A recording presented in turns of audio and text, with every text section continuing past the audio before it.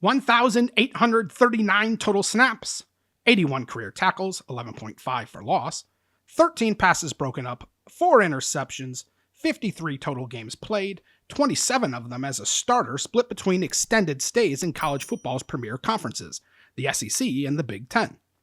What we're getting at is that as a college football player, Penn State cornerback Johnny Dixon has seen it all, amassing enough gigabytes of film to max out most hard drives. And yet, despite supplying NFL front offices with so much to see on tape, opinions vary wildly on just where and how Dixon fits, if at all, at the next level. That's because we don't have any testing data on Dixon. After piecing out of the Peach Bowl in order to get a head start on draft prep and conditioning, Dixon suffered an undisclosed injury at the Senior Bowl that sidelined him for the entire week of evaluation.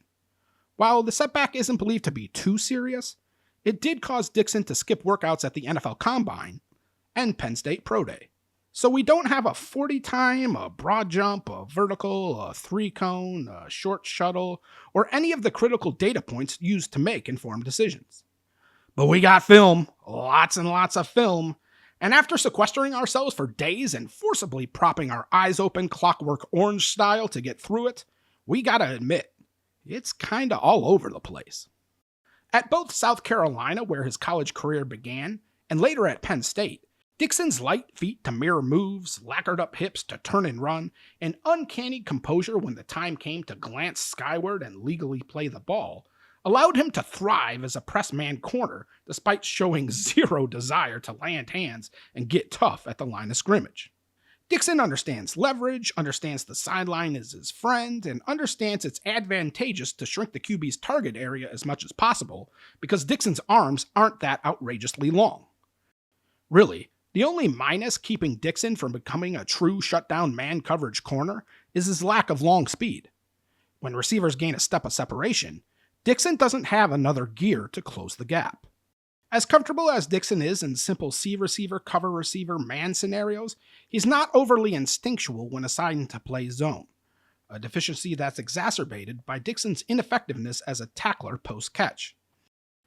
As a senior, Dixon whiffed on more than 25% of his total tackling opportunities, which, isn't great. In run support, Dixon was also a non-factor and didn't appear too eager to be one.